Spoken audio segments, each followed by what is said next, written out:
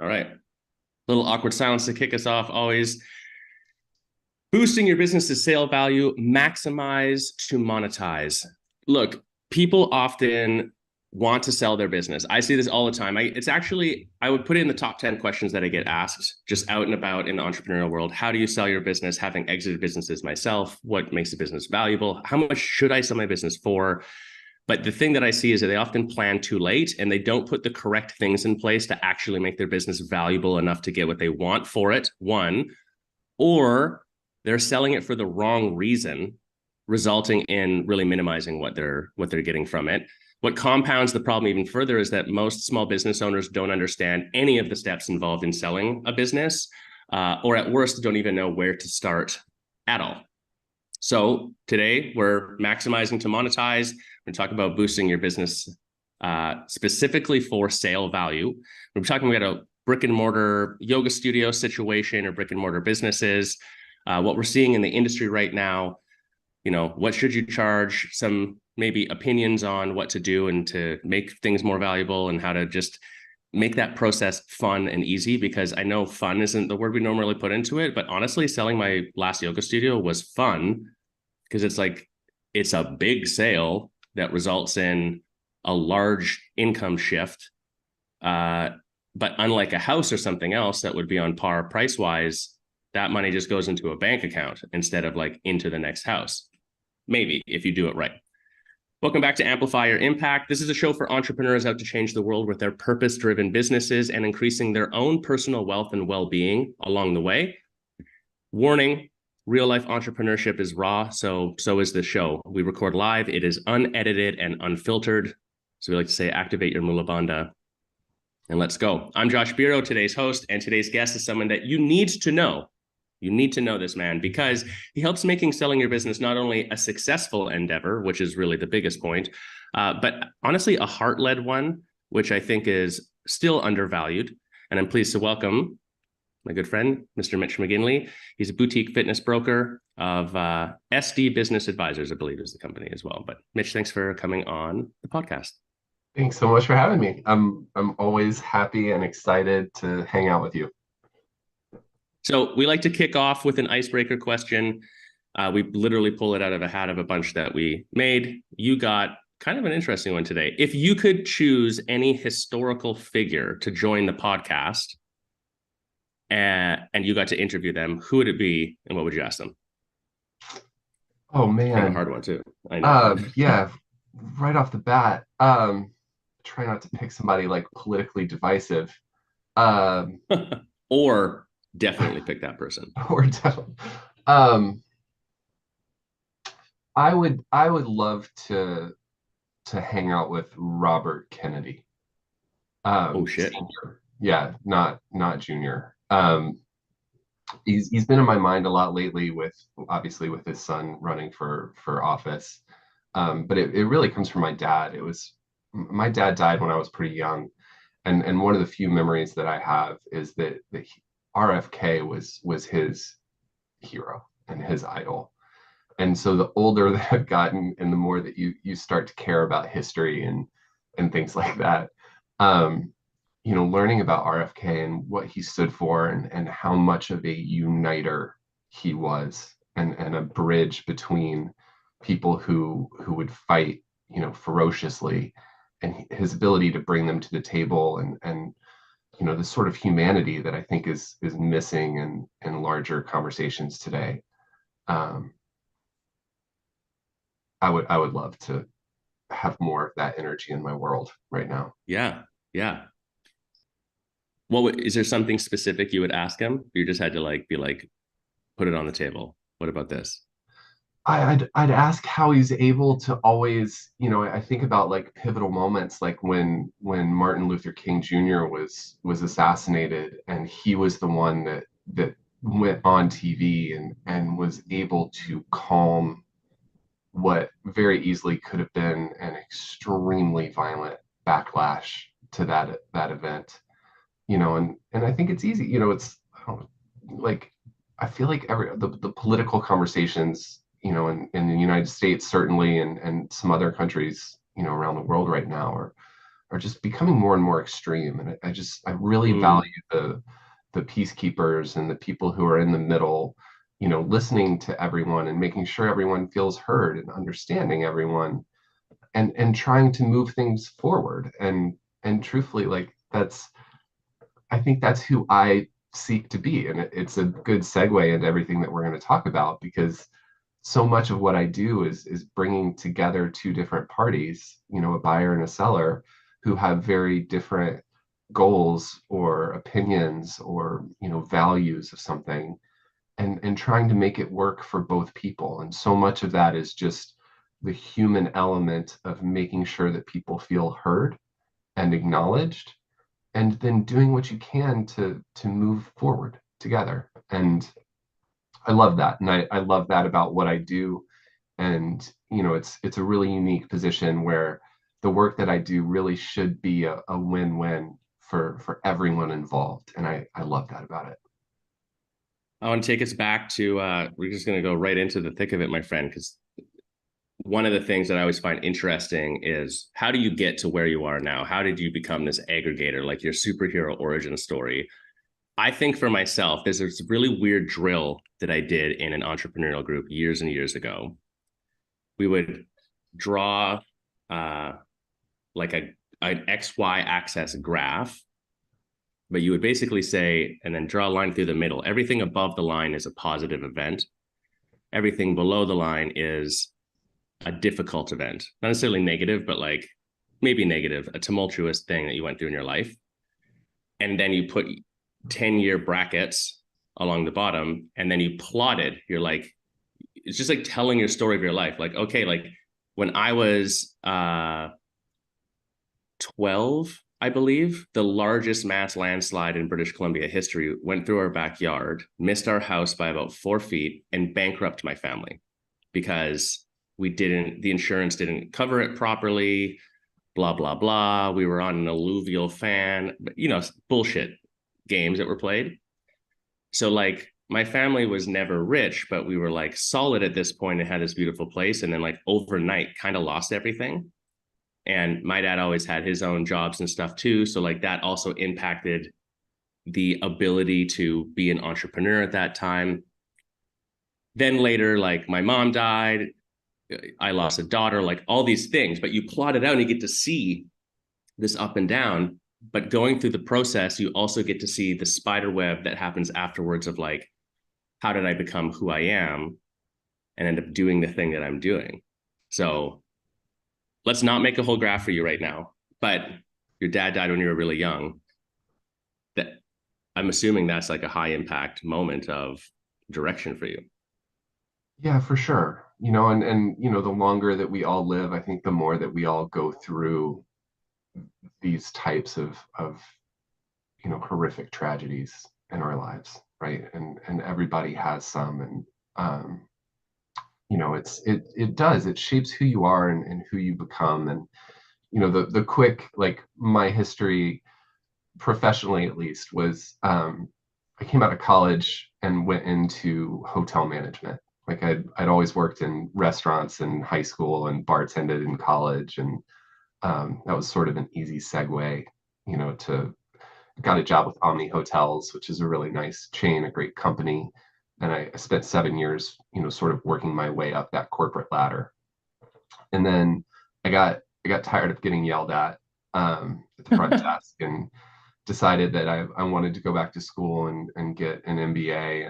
And so I switched to the accounting department in the hotel, which nobody could really believe. Like, that wasn't a step up that people expected me to make.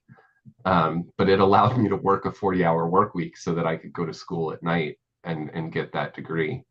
And so I did that, and then very quickly realized that I wanted to be an entrepreneur, that I wanted to be an owner. Managers are only ever going to make so much money. It's owners who take the real risk and reap the real rewards. And Yeah. so I left to go work with a guy, a startup, and he was buying, fixing up, and then selling hotels, boutique hotels in San Diego. And I loved it.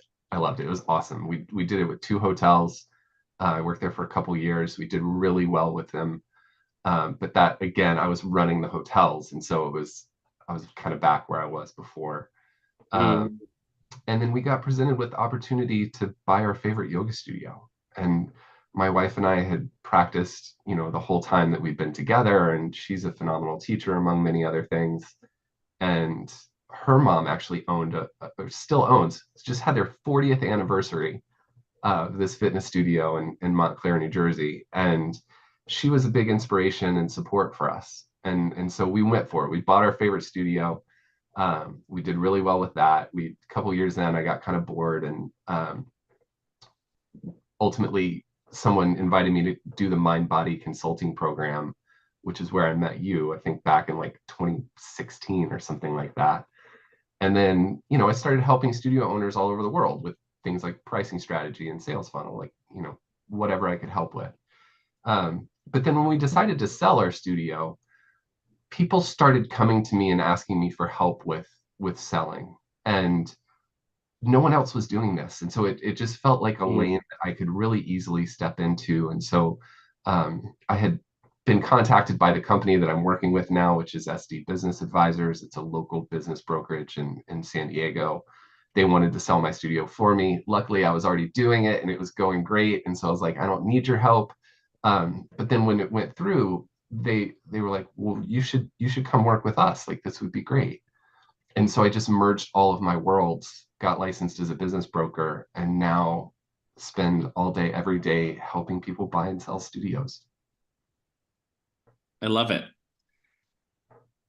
Yeah. One I of the love it things that too. I mean, it's so interesting how the same thing I think probably mentioned on the show in the past too. Like, if you had asked 20-year-old me, like, do you think you'll be consulting? Do you think ever own a yoga studio, let alone be a consultant for the yoga industry on the whole at this point? I would have laughed in your face. Like, but no, like, I barely even practice yoga at this point. But things serendipitously just line up for it to happen. So your story is like, it's so perfectly just arrives where you are. And now I can honestly say that, reputation precedes you. We have a long-standing relationship, but I think it just, if you've been in the industry long enough, reputation is something that really stands out to me. People who are good to do business with, that message keeps growing and getting better. And as weird as it sounds, in the sort of yoga, fitness, boutique wellness world, there are way more people with a reputation that's not that in terms of the business side. So not only does it line up for you, but I think your reputation is just proven that this is like the right dharma for you or something. I don't know. It's cool. I appreciate that. It's a nice hybrid of like, being a business person, a therapist, and a friend, you know? Yep. And so in that sense, it's like it feels very authentic to me. It's like I wouldn't want one of those things exclusively, but the combination of all of them is really perfect for, Yeah. what tickles my brain. Hotel management and restaurants. I mean, this is maybe very opinionated because I'm sure other people see it differently, but like, I love food. I love cooking. My son's really getting into it, right? So like, now we're like experimenting. I We don't have a super fancy kitchen or anything, but like, we've invested in a couple of good pieces, so a good pan set, whatever, to like be able to make cool food. But I couldn't possibly think of a worse business to operationally be part of than like restaurants. And hotel management kind of becomes a bigger version of that, because you got all the restaurant stuff plus all the hotel stuff, like, so that seems insane. Tell me about that. Well, you're right. Um, Restaurants are so competitive. There's so many of them. The margins are so slim. Like most businesses, HR is the hardest part, and Mm. managing people, and servers are sort of notorious for being difficult to manage. Um, but I loved it, and I love foods. I love that you're cooking with your son. I'm the same place. Like, our sons are a really similar age. But it's fun to watch them grow, and you can't spend a lot of money on equipment, like trying to facilitate these things. He came to me the other day and he's like, Dad, I want a table mixer. And I was just like, buddy, we don't have the space for that in our We're like, kitchen. Like, why? I'm these are going to make huge. cookies. And we're like, or if we're going to make a batch of cookies, I don't think we're at table mixer yet. But yeah. Right? Like, I don't need a cake Uh-huh. every single week. Like, I love you and appreciate it, but like, Yeah. you know, so much sugar. Anyway, um, yeah, I mean, I really loved working for Omni Hotels. I will say that. I thought it was a great company. I was very fortunate to have a bunch of really great mentors.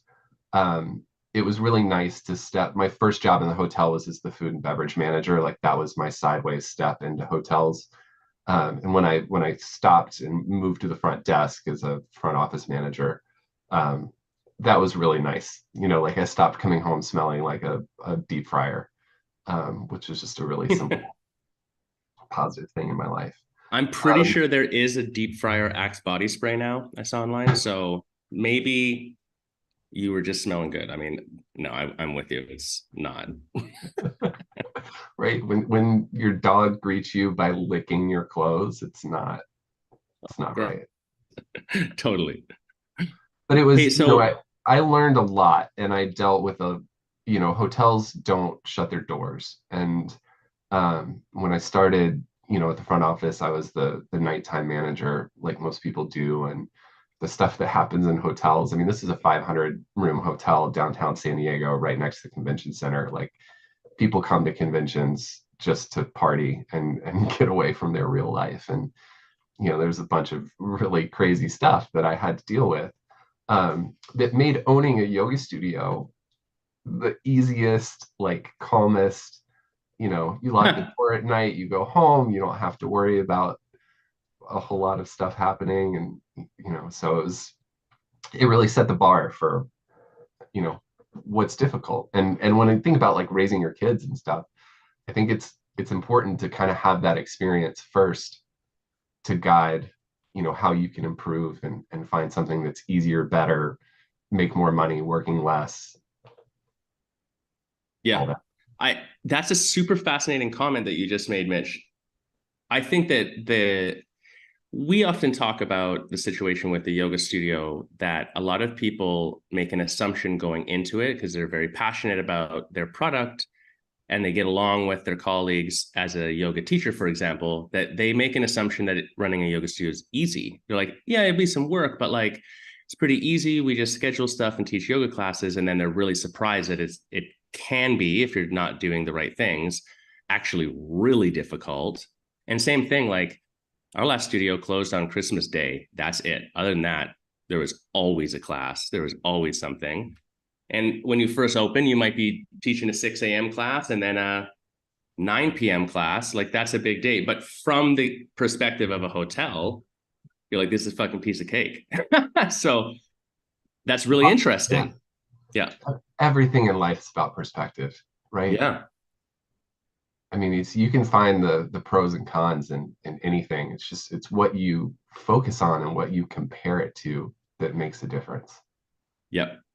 I think it's good to hear. The other thing you mentioned was that hotels are an HR nightmare, restaurants are an HR nightmare. That is not a surprise, I think, for anyone. In the top three things that there's actually a survey on my website that for a long time people have been sort of filling out and it's more or less asking like what they need help with. But what I hear, and that survey has concluded as well, is just basically in the top three things that people struggle with, it's always staff, it's always their team. And I see that in the whole boutique fitness world. I think in the yoga world, it's amplified a little bit. How do you, when you're talking about it from a broker standpoint, where you, by extension, do have some like necessity to know about the team dynamics or the culture of what's going on or whatever, like how does that compare the hotel management HR stuff to, do you think it is hard in a yoga studio, or is that just a wrong perspective? And how does that play into a sale in the end specifically? Yeah, it's honestly, it's usually the first question that a prospective buyer will ask about a business. probably after seeing the asking price and the numbers, just generic numbers, is, tell me about the staff. Is there a manager who handles everything that you want, or lead teacher or lead trainer, whatever the situation is? It's critical. And honestly, I think managing people is equally hard no matter what industry you're in. It's, Sure. being, how do you lead? How do you correct certain behaviors? How do you motivate people, reward people, punish people? All of those things. It's the hardest part, I think, of anything. I think what makes the boutique fitness world maybe a little bit more challenging is the commitment is sort of minimal, right? Like, we're usually talking about working a couple of hours a week with a Right. specific business. And, compared to like a full-time job that's going to give someone enough money to live on, it's a lot easier to get that commitment from an employee when, they're working 40 hours a week and they're making six figures, and they live on their paycheck. Someone who's teaching yoga at three or four different studios around town, like, to lose one of those jobs and seek replacement for it is not nearly as big of a deal. And so I think it Mm. adds for a lot of, like, people bouncing around more. They're less committed to the business.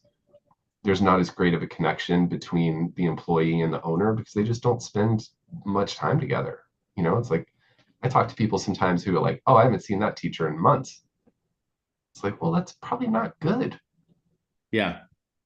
You're right. I hear that all the time coaching too, or just like they don't even have regular staff meetings. And the biggest struggle, they'll bring us in to do training for their team on sales or something like that.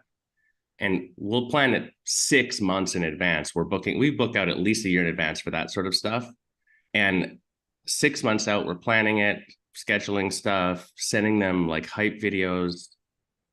And still, the biggest thing is to just actually get the team to show up to a 4-hour training one day on a Saturday, like, because it's so culturally not normal. But that commitment element, I think, is the precursor to that.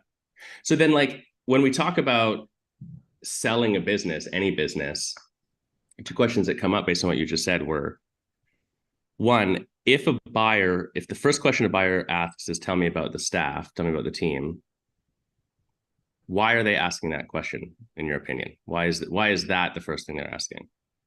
Because a business that has a strong staff that knows their roles and responsibilities and are good at handling everything that falls into their portfolio are much easier to step into as a new owner. Mm. It's, if you can imagine, like, every studio owner, I think, especially if they start from scratch, they wear every hat. They're the manager, the lead teacher, the housekeeper, the plumber, like, they do everything, right? And so when you think about hiring someone to replace you, finding someone who can do all of those things and do them well is really hard to do. Yeah. So then add in that you're now trying to get that person to give you money instead of, Right. and it's an impossible ask. And so, um, for the most part, it's like those businesses where the owner wears all of the hats are virtually impossible to sell. I was going to ask, do they sell? But I mean, it has to be someone else who just is passionate about it. Yeah, or it's a situation where someone's buying it for super cheap just to get the space that's built out and, Or the have it. better lease rate, maybe, or something. Yeah. Yeah, which is generally, like, we'd call that an asset sale, where it's more of like, I'm not buying the Right. brand or the social media following, like any of that stuff. It's just, I want this space so that I can have a second location for my existing business.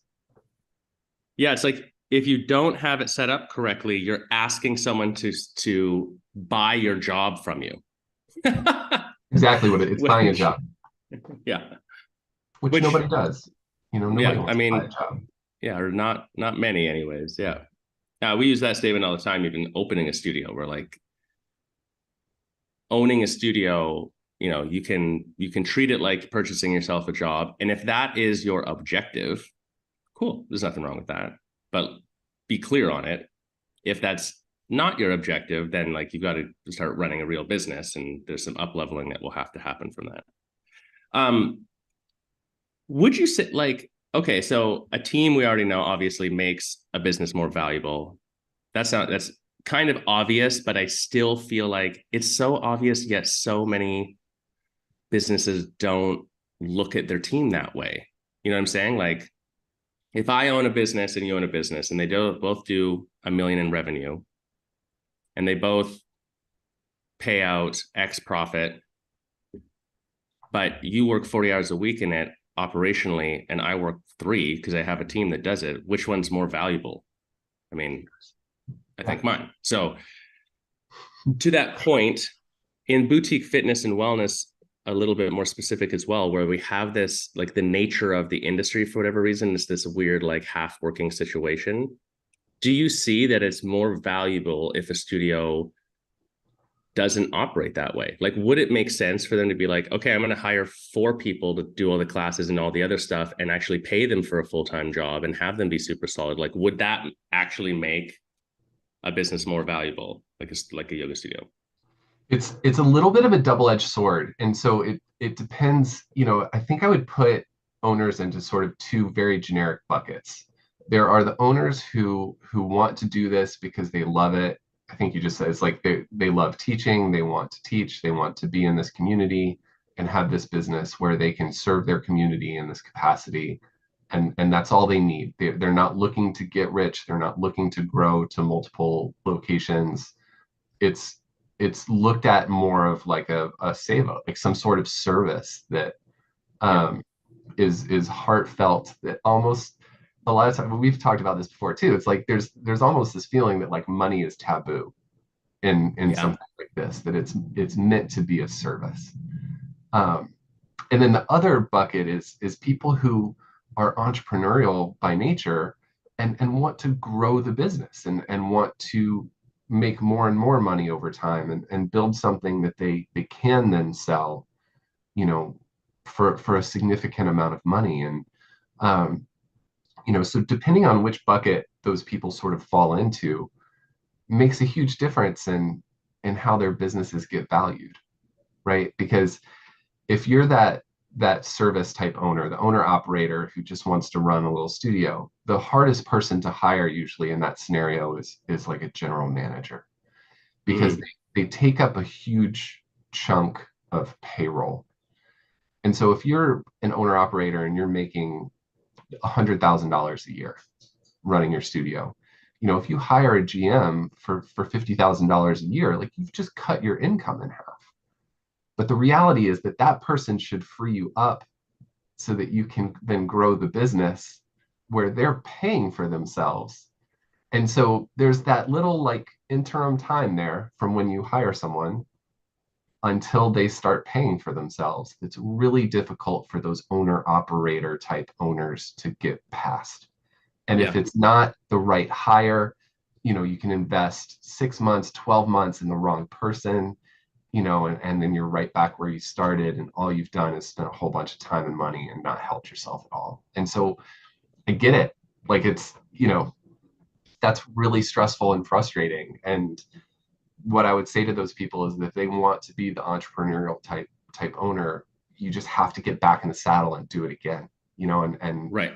find the right person and do a better job of training them and get over that hurdle. Well, and I think the hurdle you're talking about too, when we talk about small business, it creates then a very legitimate but strong like fear. I literally had this conversation yesterday with a client. I had a first call with them, and we're talking about sort of just getting them, the 2 owners or whatever, getting them personally organized in order to be able to work on the business. Like they're working in their business so much, they're not doing anything to really grow the business. They've totally plateaued. Hence why we're working together. And when we look at like how they operate, they themselves don't even have any systems in place for them to work on the business. So then, and then by extension, therefore, none of their team does. And we were talking about a hire and everything like that. And it was exactly what you were saying. They're like, they only view it as an expense. So they're like scared to even move forward with it. But the comment that we concluded at was like, the limit that your business experiences is based on the current paradigm of how you operate. So from the entrepreneurial standpoint, the getting back in the saddle standpoint, it's like making a decision that it's not about how much money you make right now in a second. It's about like changing the business's capacity by changing your operational paradigm so that you don't hit the ceiling, so that you can, have more time, whatever. But it's a hard thing to It do. is. And I can make this personal to me this year. Um, this was my fourth, 2023 was my fourth full year of doing what I'm doing. And the first 3 years, I did it entirely by myself. And year three was great. I did really well. I made the most money I've ever made, but I was working 80 hours a week and I never got a day off. It's like Mm. you got a deal going and a client needs you when there's intense negotiations.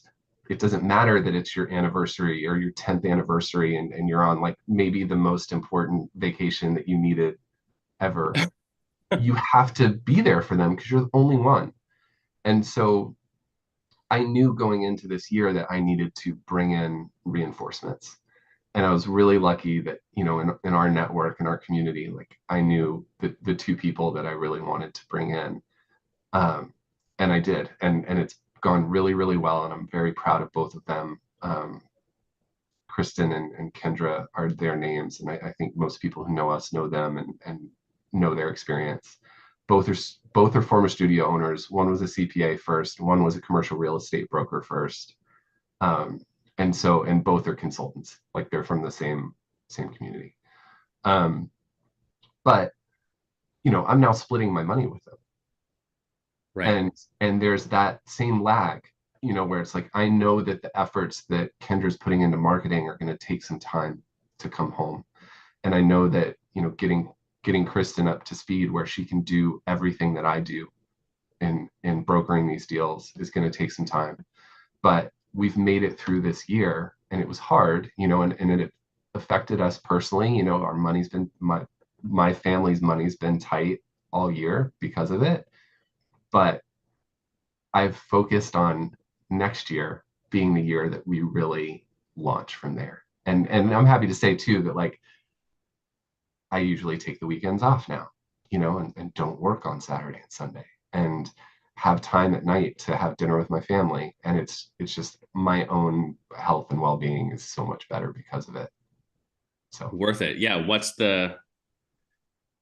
I think businesses have to take the money part of things seriously. And going back to your comment on the taboo, the save up part of it, like I have spent my career fighting against that narrative in the yoga world that like you have to, if yoga is everything, then how is money in business not yoga? Like, but also wealth is not just money. Like if you don't have time, if it puts other stresses on you or your family or whatever, like, so it's worth going through the 2 steps back to go the 6 steps forward. You're building yes, something.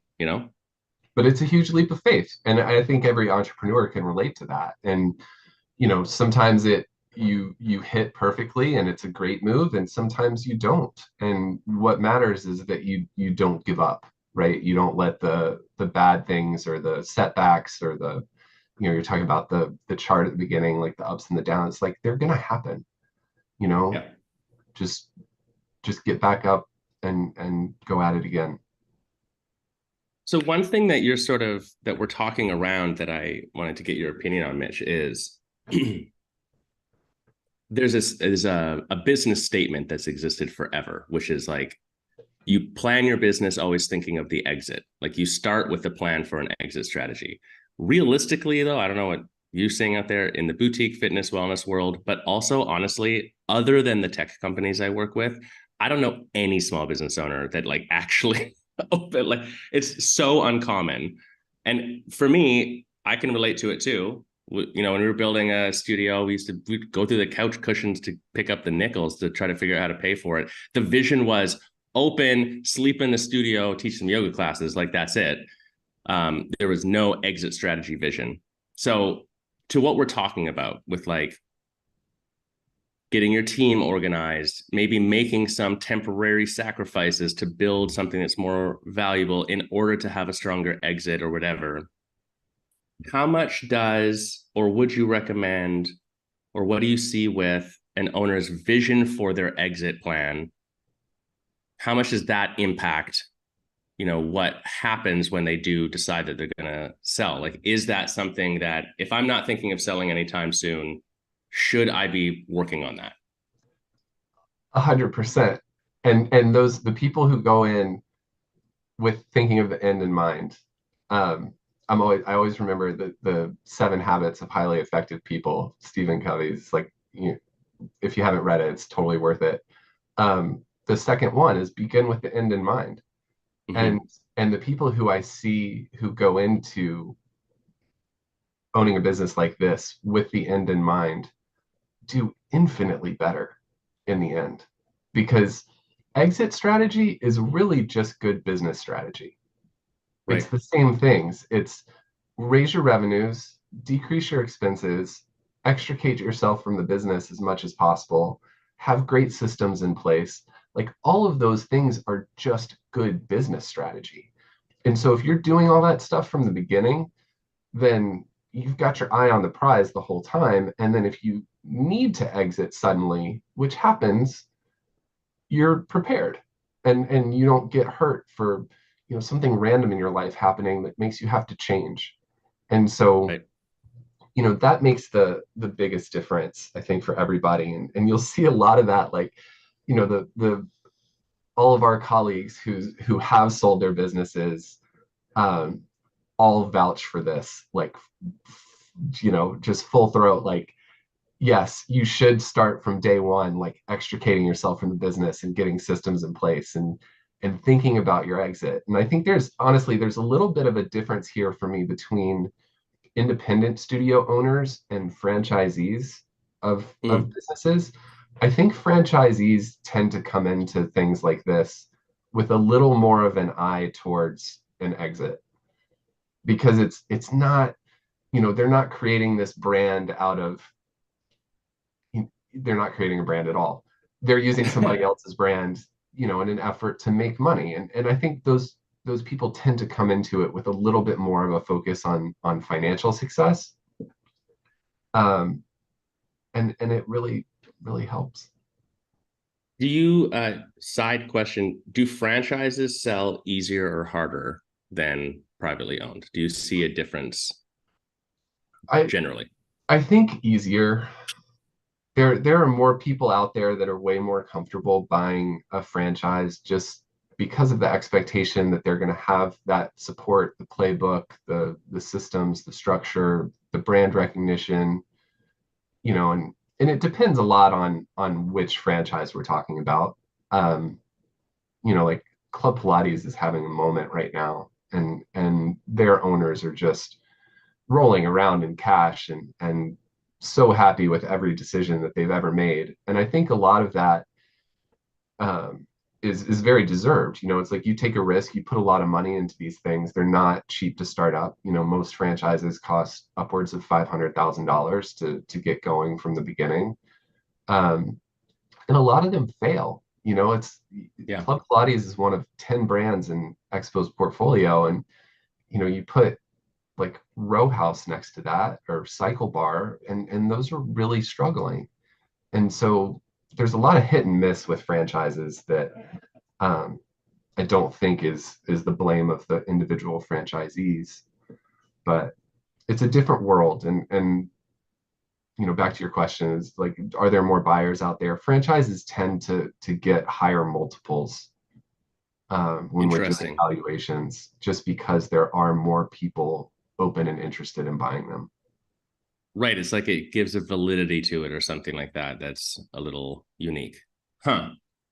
So then if you should be, I mean, if someone's has a business and they're listening to this and they're like, okay, I got to start, I got to start thinking about this exit, whether I'm doing it anytime soon or not. Like, you kind of went on a quick list there. I love that. Exit strategies are just good business strategy. Talk to me about, straight up, what the heck makes a business valuable? So yeah, It makes break money. it down for me. Yeah, it's really, I Profit. think it's that simple. Yeah, it's money. Is It's, it profit? Is it profit? Like EBITDA profit? Is it gross? Is it what's yeah, what's the yeah, specific number? EBITDA is probably the best. We use the term seller's discretionary earnings sometimes, to include that owner operator salary. If someone's paying themselves $100,000 a year as a salary, but they're not doing very much work in the business, like that's profit, I think. And Yeah, most you people add it kind back of look in. at it that way. And so we would add that back. But it depends, if you're paying yourself a salary of $20,000 a year and you're the manager and you teach, 15 privates a week and all of that, then the adjustment goes the other way. It's like Yeah. now we're doing a negative adjustment because you're not paying yourself enough, and if somebody else steps in, they're not going to be able to, if they had to hire someone else to do everything that you do, then it's going to cost a lot more money. Your profit's going to go down. They would have to pay So quadruple to cover that. Yeah. Yeah. yeah, so if you take it like just pretend that like everyone gets paid exactly what they should get paid market wise, including the owner, then EBITDA is the right term usually. And for the people who don't want to lose anybody with this because it can be very boring, but that's earnings before interest, taxes, depreciation, and amortization, which is basically to say like it's your cash flow before you pay taxes and do everything that you do with your taxes. And so usually the multiples, when we're doing valuations for things like this, they can fall anywhere from one time that number to the highest that I've seen thus far is 4.5 times that number. Um, I have heard of 5x, but I've never seen it. I heard of it before COVID, and we're probably talking about big box gyms like Yeah. Anytime Fitness or Planet, something like that. But for the most part, like most of the businesses that we know that we work with that we're talking about are going to fall in the 2 to 3x range. Yeah. And a lot of that has to do with access to capital. It's like, most people don't have hundreds of thousands of dollars to buy a business like this. And so their ability to go and get a loan to buy a business becomes critical in valuing the business and acquiring the business. And so the only loan that exists are SBA loans. And generally, those are, you have to put 10% down and then it's a 10-year term. Interest rates right now are around 10%, actually. And then there's a similar product in Canada. I know it's, like a government backed insured type loan. Um, The Canada Small Business Loan is one, and then BDO, the Business Development Organization, it's its own bank in Canada, has a loan that does it too. But it's the same thing. It's like 10% plus, and the terms are not optimal, but it's kind of like the only path because again, like who has just even if you have a few hundred grand sitting around to buy something, like is that what you buy with it? Like I don't know. So well, it's so nice to be talking to a Canadian who can speak to these things because I always have to like allude to them sort of vaguely because I've yet to do a deal in Canada. Um, but back to the valuation part. Um, generally for in the States for the SBA, the highest that they're willing to go usually is like 3.5x. And so that's usually like the ceiling for valuations because if somebody can't go get a loan to buy something like this, it just doesn't make it a very attractive investment. Um, would would you well two things. One, do you see like I know during COVID it sort of fucked things up, right? COVID, these because we talked about this during that time, multiples were changing, like what was common to see. Um, is that normal? Was that a COVID anomaly or is that normal? Because 2 to 3x would be the same multiple that we sold at and the same multiple 10 years before that I sold a different business at, and like that friends sold their studios that they were part of. So is that just like an industry set thing at this point? Or is that something that we see change? And the reason I'm asking is in the news and in the ether, we hear of all these tech companies and they're selling at 10x and 12x, these insane multiples or whatever.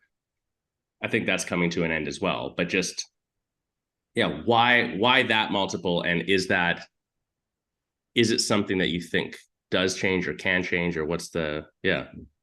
I certainly not dramatically. Like we're never going to see 10x in the yoga industry, and it's because of Yeah, scale, right? Like right. those tech companies don't rely on a brick and mortar space that has fixed capacity. You know, they're looking at it where it's like, okay, well, if I put $10 million into marketing, can I grow my business at like a 6 times return on ad spend, right? And so it's a function of like how much money do we need to pour into marketing to grow this to infinite Mm, size? Whereas yep. in a brick and mortar studio, like you're limited by the capacity of the space. If you hit capacity in that space, you can go get another space, but then you've got more expenses to go with it. And so 2 to 3 is probably here to stay for a long time. The biggest difference though that even COVID brought to light is just how much leverage do you have as a seller? Like how many offers do you have? If you've got multiple offers, it's easier to get more money, Yep. and if you don't and you're beholden to one offer, let's say you've listed your business for a year and tried to sell it and you've only got one offer and it's a low ball offer and you've got to get out, you're going to take that low ball offer and move on because it's your best option. And Yep. so I'm always really careful when we talk about valuations to not use language to say like this is what your business is worth, because it's not up to Right. me to decide that. It's how much somebody's willing to pay and how much you're willing to accept, and that's what defines it. I was going to say, we always say just your anything is only worth as much as someone's willing to pay you for it. So, Yeah. but it's good to have, I think people are very curious about what the multiple could be and everything. So, okay, money, and you alluded to when we talk EBITDA, it's really like a cash flow question. Does that, do you see a differential between businesses that are optimizing for like MRR or ARR versus just like total sales and profit margin? Does that change the valuation? Not necessarily. Hmm. It's really like profit is the driver here. Right. And so, it's always better to have strong revenue and a high percentage of recurring revenue. I think is one of the things that makes this particular business model really attractive. Somebody can step in and fully expect that the monthly revenue will continue within a small variance, which, unlike, think about like a contractor or something that like builds homes. It's like they get a contract and they get a huge chunk of money, but until they get another contract, you have no idea if there's any other money coming in the pipeline, right? And Yeah. so recurring revenue is a big part of what I think drives this industry and makes it such an attractive model to own. And it's really nice to have more revenue. It's like if you're doing 1 million in sales, that's awesome. But if you're only making 50,000 in profit, either something's wrong, right? Like your payroll is way too bloated or your rent is too high or something like that, which can be fixed. And that can be attractive to a buyer, but they have to fix it and they're not going to pay you for that potential value. They're Right. going to pay you on the value of the 50 in profit, Yeah. not the 1 million in sales. Right. If you don't understand margin, you don't understand business. When it comes to a sale, it gets thrown in your face almost, sounds like. Yeah. Yeah, I mean, that makes sense. I think, let me ask this. I mean, when you look at a margin from, what's the question? The question is what the owner gets paid themselves versus what the business profits. These are, in my mind, actually two separate things. But I don't think operationally many owners look at it that way or like behave that way in small business. Do you, yeah, talk that through with me. Is that something that you would want to be showing, or how does that play into it? Yeah, you're absolutely right. And I think owners should look at those two things separately. It's, what am I getting paid to do my job in this business? Because if I step out of it, I should be able to hire someone else to do that exact thing for that exact amount, if it's all correct. Versus, here's how profitable my business is, where if I completely step out of it, I'm still going to make all of that money. Right. Very different mindset to be in. And Do so you, from a sales standpoint, Mitch, like, does that need to actually show up on paper, so to speak? You know what I'm saying? Like, small businesses, yoga studios, but anyone in the boutique fitness industry, we encounter very often that the way that they do their books and like the business structure, even if they're how they've structured the business as a setup, is kind of all over the board.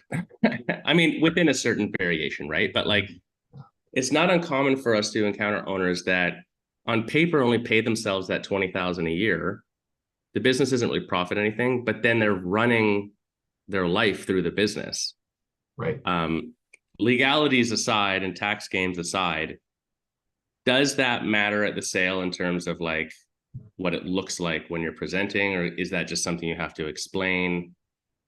Yeah, It what do does, you? it definitely matters. It's, I think most people in this industry set up their entities as S corporations, or LLCs taxed as S corporations, which just, means that usually it's like a sole owner who also works in the business, and the rules there are that you have to pay yourself some kind of salary that's meant to be commensurate with the work that you're doing.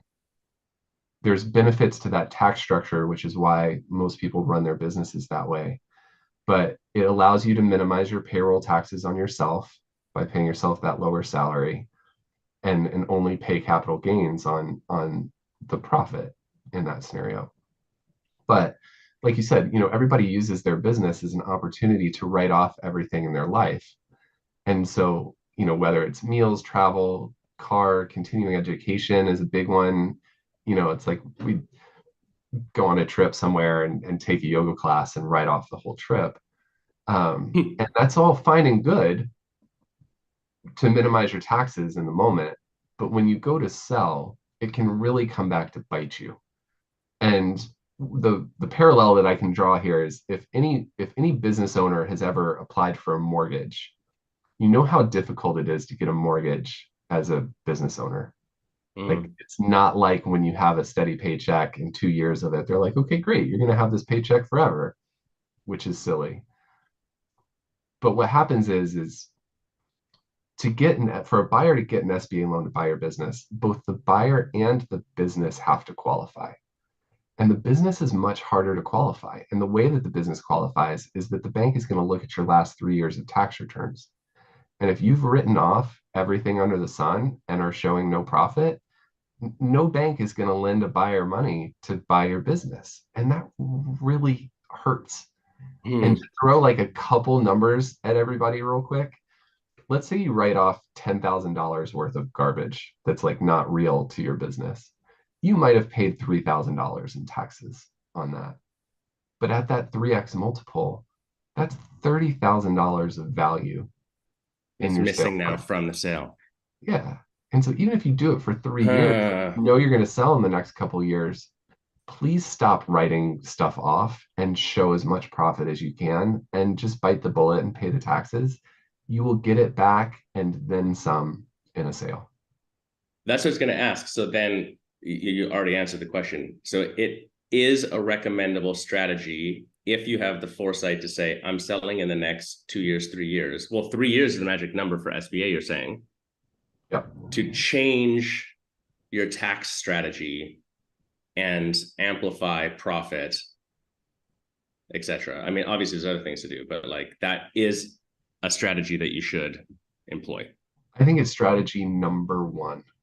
There's nothing Really? more important than Hmm. showing your profit as you anticipate selling. And I think we talked maybe at the beginning, or you mentioned it, but like, one of the main reasons that people reach out to me is because their lease is coming to an end and they Yep. don't want to sign a new lease. And it's usually that's too late. Like if your lease is coming Yeah. to an end and now you're starting to think about getting out, you're years behind. And so Yeah. if you've got 2 or 3 years left on your lease and you think there's a chance you don't want to sign another lease, start having these conversations. Start planning with your CPA and someone like myself. Like get a plan in place so that you're selling, you know, well before your lease is coming to an end. Well, and to that point, I had a mentor of mine help us in a business sale. When it comes to brick and mortar, if you don't own the business, like the lease is part of what you're selling. So like just simple things like, can you even transfer your lease? Like a reason I would look at buying a studio would be because I can get a leased space at 10, 20% less than the current market lease rate. Like that's a massive advantage. So even if I don't care about the rest of your business, I should buy it just for that savings. Because yeah, in any case, if you don't have a lease, you have nothing to sell. Right. There's no security. Yeah. And if if you're going to buy a business and then have to move it, that can cost hundreds of thousands of dollars and Why lose even buy a it? lot Yeah, along why the even way. buy it then? Unless the brand value is so insanely good, like almost why even buy it? Hmm.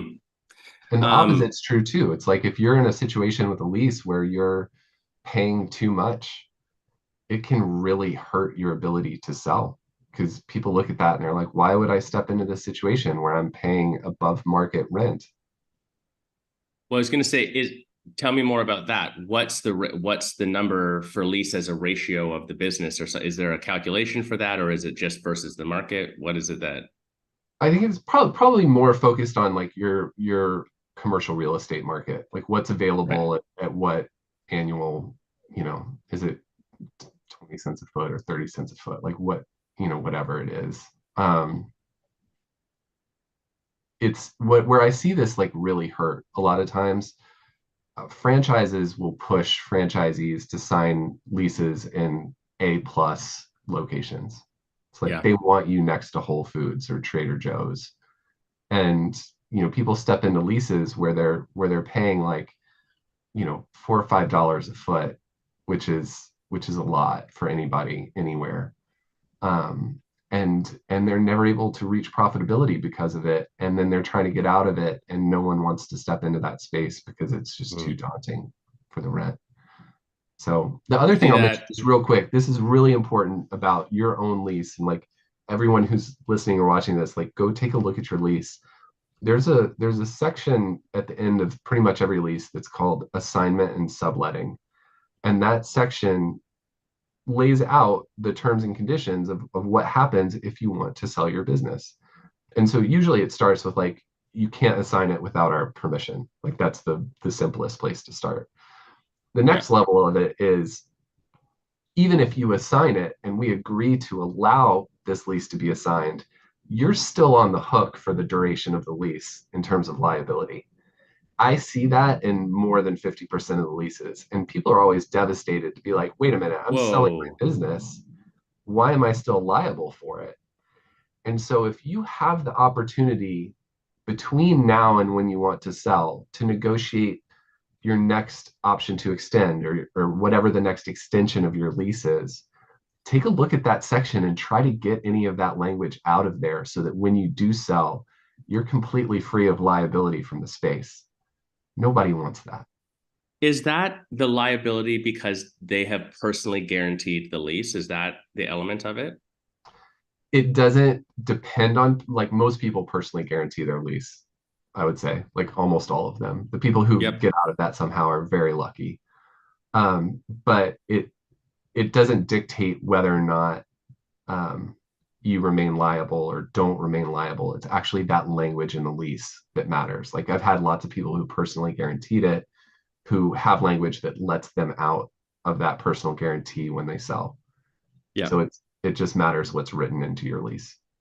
Well, and I suppose in that section, depending on the lease or whatever, because the other thing is like that transferability. This actually almost tanked a sale of a studio that I was a part of years ago.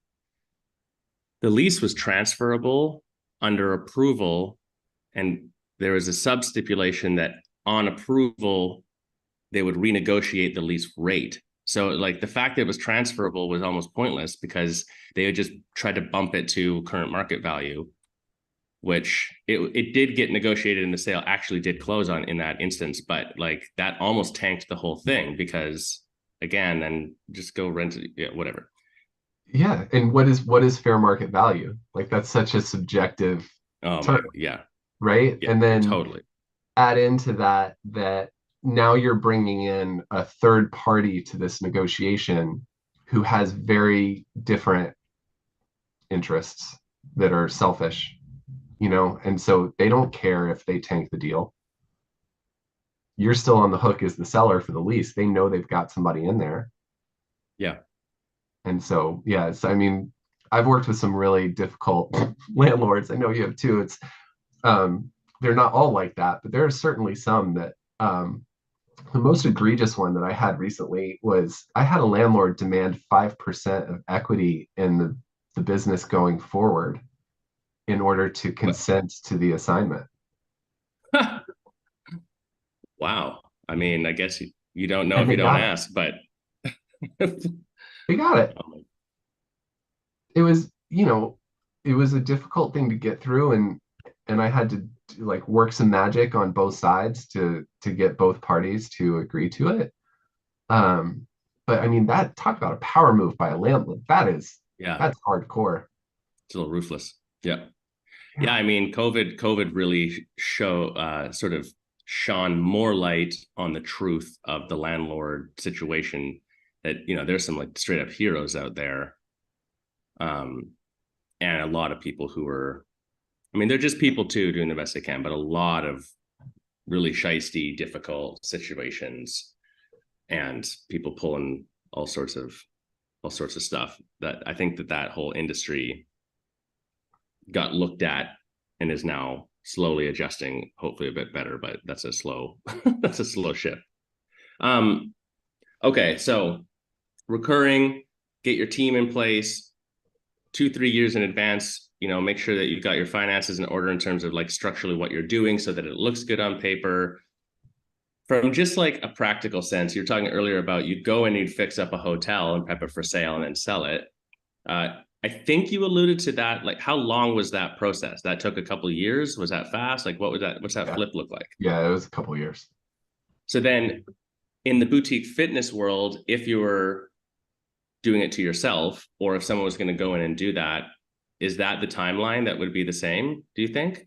And second piece of the puzzle, what are you going and fixing? I mean, just like the practical operational element of it that actually makes something valuable. A really common one that I see is the generation of owners who are retiring. And this is a wildly like blanket stereotype, and I apologize to anyone that this doesn't apply to, but like there are a lot of 60-year-olds that hate modern day marketing and social media and the things that you have to do to get your business out there on those mediums. And so, it's it when you're looking at something as a prospective buyer and seeing if it's an opportunity, you should always see the opportunity to add value with a strength or insight that you have, right? You're going to buy something for some amount of money and then you're going to improve it and then you're going to sell it and get rewarded at a multiple for how you improved it. And Right. that's the right mindset. And so, for me personally, when I bought my studio, there were some really simple things that I looked at, like the lobby, the welcome desk, and the studio were all one big space. And so building a wall in between them was a really simple thing that allowed us to engage with customers and clients and teachers while class was going on. That was a very simple thing that really helped add value. Um, Customer service is something that I feel like is oftentimes like really missing in businesses like this. And so, making sure that the person behind the desk remembers people's names and welcomes them and asks them about whatever's going on in their life that they mentioned last time, like that stuff makes a huge difference. And so Okay. whatever it is that you're looking at that you see an opportunity to improve, you want to see that in an acquisition. You want to know, if you're looking at a business and everything's perfect and they're totally maxed out, there's nowhere you can go with that. You can't make it Hmm. better. And so I think that's really important for anyone who's looking at expanding or growing or buying. It's don't be scared off by something that's not being done right. See it as an opportunity to add value and get more when you sell it. But wait, there's a weird double-edged sword here, right? If I'm a buyer, I think you're right. I want to buy something, look at the time frame that I'm going to get a multiple return on my investment, and I would like to see that I can add something that's going to make the business become more valuable for my exit. Otherwise, why even do that? If I'm a seller, though, people don't pay, and maybe I'm wrong on this, people don't pay for potential. So Correct. like if I'm selling and I see the potential that a buyer could see, because we often see this in the yoga world, unless they're working with a broker like yourselves, they put together a very vague, poorly designed package for my studios for sale. And most of what they highlight in there is their personal history, which is not relevant to it, and the potential of like, you could add in a sauna, you could whatever. And that they're like using that to try to sell the business. But like, if someone's looking at a business that's doing that and they come to us before we send them to you and we look at it, I'm like, yeah, but you can't pay for potential. Like that It's, it doesn't have any value. So thank you that's so that weird much for double-edged saying sword. this. Like, how do Yeah. we? Well, that's where valuations again are a function of profit. And so it's, if you're making $50,000 a year and you're trying to sell for 500 because it has potential, no one's going to entertain your offer or Mhm. your potential sale. It's You're absolutely right that people don't pay for potential, and it's one of my greatest frustrations in talking to sellers. It's very normal and common, and I get it. To be like, oh, you could do this and this and this. And it's like, yeah, well, if they do that work, then they get that value. Like that's, or if you're That going to doesn't. They're invest not in going a to pay for that. Pay for them to do the work to get that value. Yeah. right, and you like if you're going to add a sauna, like you got to pay to add the sauna. They're not going to give you extra money when they have to go spend more money to do something. Well, So so should a seller then, where's the line between a seller sees the potential in their business, therefore they reinvest? It's like if you're selling a house, you fix your house up and then it sells for a higher amount. yeah, I think trailing Where's 12 that months line of like, say it's it I again, think sorry? 12 months is the right time to prove something. Like a full year Mm. is important. Um, and even the banks, the lenders, like, yeah, they look at 3 years, but they're going to focus the most on the last 12 months. Like, how's the business doing right now? And so if you made some change that had a positive impact and it's easy to see it in the numbers over the last year, you're going to base your valuation largely on the last 12 months as opposed to the last 3 years because you've added this new revenue stream or you've made whatever change, the investment that you've made in the space. Yep.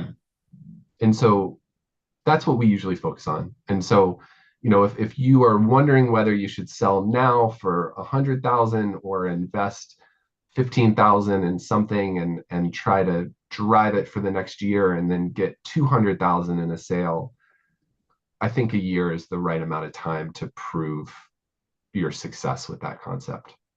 But then you're insinuating, and this is really interesting. So the investment though that you would put in as a seller, you need to like map that out and say, I'm going to put in this 15,000 because I'm going to prove that it increases profit and EBITDA to the point that then my valuation would be at 200. Like I'm going to double the value of the business by investing this Yep.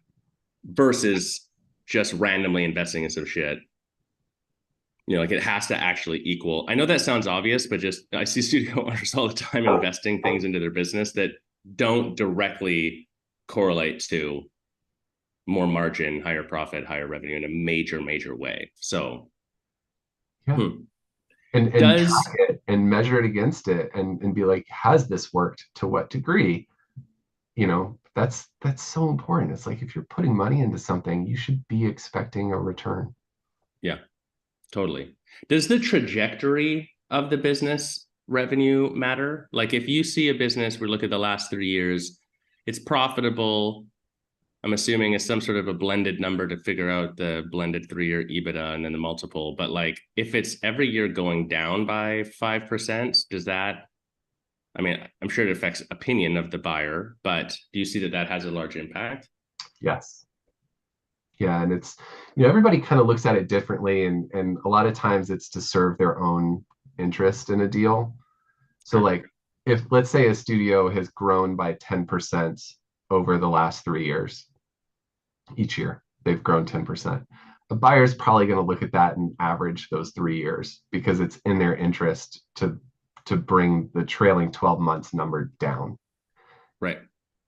The opposite of that, if it's going down every year for 3 years, they're going to focus on the last 12 months because that's the lowest number that they can Right. get to, Right. but um, like everything, again, it's how many offers you have, how much leverage do you have in this situation. But in general, yeah, I mean, everybody wants to see numbers trending up or at least consistent, where it's within some small margin of consistency. But when something, like as big as COVID happened, um, averaging in 2020 and 2021 probably doesn't make a lot of sense at this point, Yeah. and so for the businesses that were doing really well before and have gotten back to where they were, or exceeded that, I think everybody just completely dismisses 2020 and 2021. But for the businesses that still haven't quite recovered, um, or maybe like the owner's just totally burned out at this point, and so you can see like a little bit of that trickle. It definitely hurts. People look at it and they're scared. Buyers are always scared. They are absolutely paranoid that they're going to get duped or that they're not seeing something or that this thing is going to fall off a cliff, and they've Right. got this random family member that's like, why are you doing this? And it's the paranoid. They're paranoid. Buyers are always Yeah. paranoid. Well, no one wants to make the wrong decision in a purchase. Even if you buy a t-shirt, you don't want to make the wrong decision, like, so this is just amplified significantly. Um, from the buyer, not just the buyer perspective, but I mean, obviously, as a broker, really a huge value point that you bring to the table, I believe, anyways, is purchasers. So, like, how do you find people? Is it because you're a broker in a brokerage and people like us send people to you to be like, hey, these guys are wanting to purchase or sell? I mean, we sell people who want to send people who want to sell to you mostly. But on the buyer side, like, that's one of the questions that comes up all the time. They're like, okay, I want to sell my business. Like, who am I going to sell it to? How do I find that person? What are you seeing sort of is a common place for that? Really difficult to find buyers. Just blanket Hmm. statement, full stop. Like there aren't many buyers out there. There Yeah. certainly aren't many like institutional investors that are looking to buy up, independent studios. And so there's a big disconnect here between what's possible and what I'm used to seeing. And we're working really hard to bridge this gap because truthfully, like in my heart, and I know you see this too, the best buyers for businesses like this are people who are already in the community.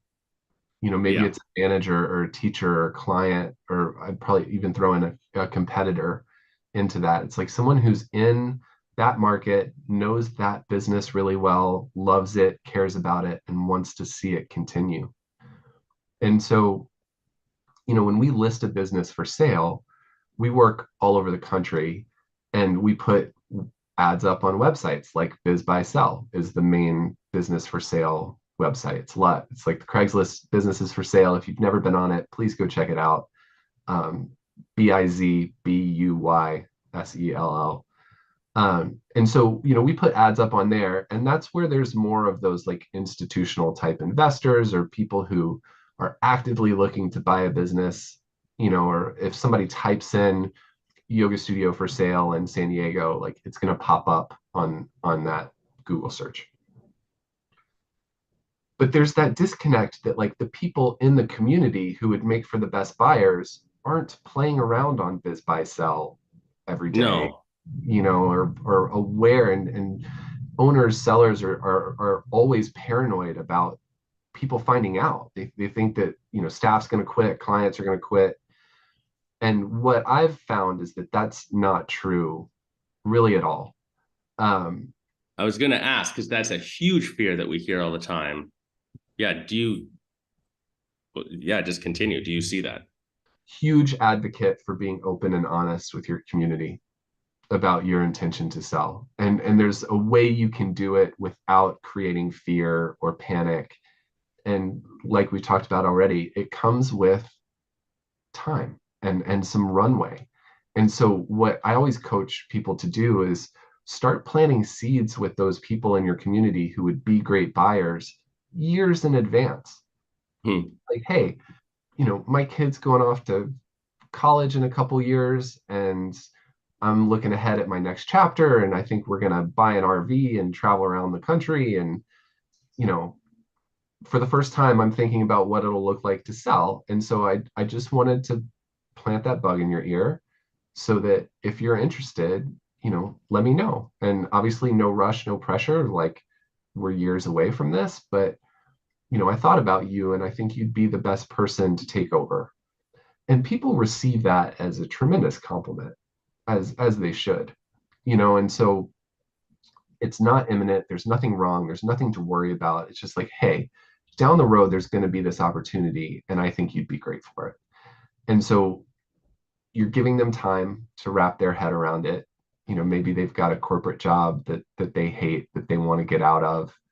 And something happens 6 months down the road where they come back to you and say, I'm ready. I think this would be great. I'd love to talk about it. And in that moment, you're not actively selling. There's no urgency. And then you've got a lot more leverage as a seller.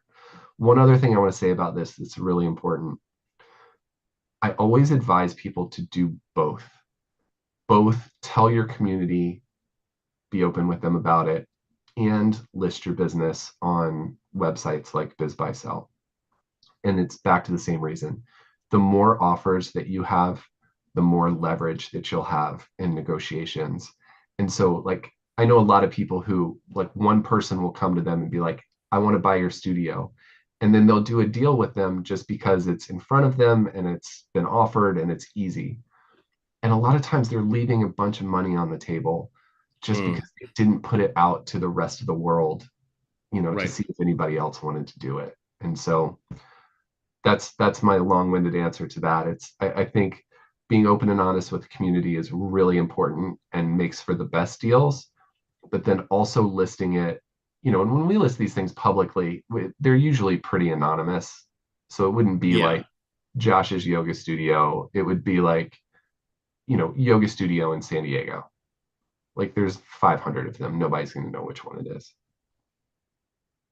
Yeah. Every listing I've ever seen, you can't even decipher what it is. It just gives you the basics. You would have to go in and sign NDA or whatever to Yep. actually get the real information. I like this approach. I'm a proponent for radical transparency in business stuff anyways. I think that it makes everything ultimately cleaner and better. But yeah, I think that fear comes from, like, they think that their community is gonna have a negative backlash from it. And really, if you've built a solid business, it shouldn't. You're like, that's the other sort of weird gut check of it. Um, so Yeah. then, yeah, finding a buyer is difficult. I totally see it. Someone has to want your type of business. They have to want to, maybe in it, depending on how developed your business is, they have to have access to the money, etc. So yeah, it's a tricky thing. It leads me to sort of the next thought. Like, what are you seeing right now in the boutique fitness world in terms of or any brick and mortar business? Actually would be fascinating. Like, is there a lot of movement? Is this something that is, are sales happening? Is it really slow? How long does it take for a sale, sort of thing? Well, how long a sale usually takes like from the time that you actively say, okay, let's go, and you list it to the time that the deal is done, I would say average is probably 9 months. So Yeah. it's certainly not fast. It's nothing like selling a house. Um, it takes a long time, and it's an emotional process for sure. Um, but market wise, like I'm really happy with where everything is right now, like market wise. And I think what I've kind of seen over the last couple of years is that COVID was crazy. It was, I talked to more owners those 2 years by far of any of the years that I've done this. And it was like trial by fire for me getting into this. And then, but a lot of them decided not to sell. It was like, if you try and sell right now, you're going to get pennies on the dollar. And so hang in there, get through COVID, get your numbers back, and then sell. And so 2022 was really busy for me with those types of owners. Mm. The ones that made it through COVID, were totally exhausted, and were like, okay, I'm ready to go. 2023 has sort of evened out a little bit, just for me, um, to where it's like what I would consider a normal flow of buyers and sellers. But industry wide, like even bigger than just boutique fitness or anything like that. Like business sales are very consistent, like right where they normally are, even with interest rates being high right now. Media peddling fear in every way that they possibly can about like the economy or anything else. Like I don't see any of that having a negative impact on actual business transactions right now.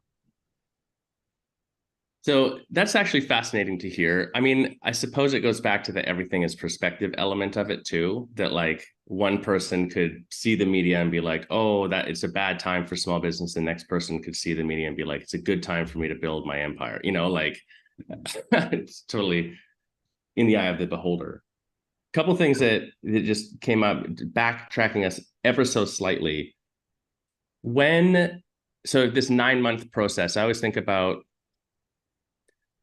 you get everything ready, you got to put your package together, the valuation, you've been working for maybe a couple of years getting the business in a better position for a sale. Then you find a buyer, it's got to go through its due diligence, etc. That moment is very emotionally tumultuous. I've gone through it with many owners.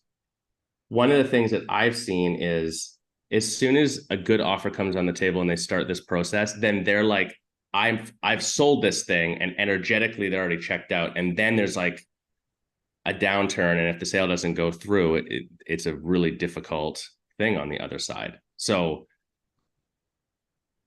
to Yeah, that point, yeah, how do you have recommendations on how someone like what do they need to know going into it to sort of mitigate for that a little bit?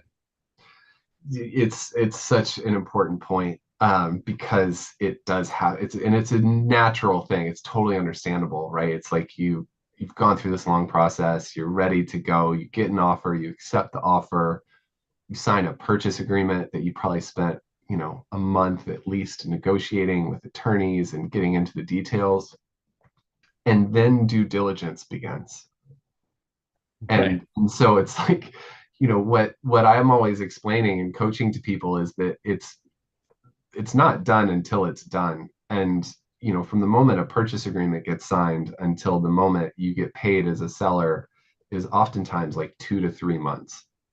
And that 2 to 3 months is really stressful, because Mm. that's when they're looking at your really sensitive financials, like bank statements or payroll reports, the back end of your software. There's usually a physical inspection of the space. People don't think about that very often because they don't own the space. They're not responsible for it. But like I had one a couple months ago, a week before closing. It was like, oh yeah, but we discovered some mold in the studio. Right. And it was like, oh my God. And people can freak out about stuff like that. And it's, Yeah. and so another thing that it's the landlord piece can really throw a wrench in it, or lenders, if you're getting an SBA loan, you need 10 years of a lease in place for the bank to give you the loan. And so you're almost always at least negotiating some sort of option to extend, and all of that stuff can make a deal go sideways very quickly. And so if you're starting to check out as an owner, during that time, it can really bite you, especially, it's like we're so used to the seasonality of these businesses, know that like July and August, usually kind of suck. And so if you're set to close at the end of August and your buyer starts getting paranoid or the bank starts getting paranoid, and you have to send the bank updated financials every month, they will ask for that. And so if you send them August financials and August sucked, they could pull the plug at the last second and Mm. ruin everything. And I'm gonna close my door real quick because I mentioned my puppy. I So didn't know you needed 10 years of potential lease in front of you too. Like that's a big lease. I mean, it makes sense that they would want that, but yeah, it's not mandated, but like that they definitely want that. At a yeah, minimum, like I've never had one at a minimum 5 years, absolute yeah. minimum. But Side note, July, August, this is for the yoga world, for the yogis listening. July, August, this last year were some of the strongest summer months we've ever seen on record. Some of our studios were having their best months ever. And then September across the board was shit. And so now internally in the YC, we're like, September's the new August. Like, I don't know what it was or why it happened or whatever, but like even our top performing studios saw a September dip that we've never ever seen before. Everyone just decided in September to be lazy at home and taking the kids to school. I don't know what, just total side comment, but weird thing. So then I think that, the energetics of that, like you have to like hold this space and keep doing this work to get this sale done for so long. And then if it goes sideways, that like can really burn you out. So you have to like be mentally prepared going into it to keep yourself happy, healthy, etc. What yeah, about after the sale? Because the other thing that I know what I coach to, but I'd be really curious on your opinion, Mitch. Like after the sale's done, it's closed. It's not uncommon for the owner to be offering like, oh, I'm going to stay on for X amount of time to like make the transition happen, or I'm just going to keep working in the business in a different capacity afterwards. There's a lot of weird conversation around that. What do you what's your opinion on that? Should it be like that even?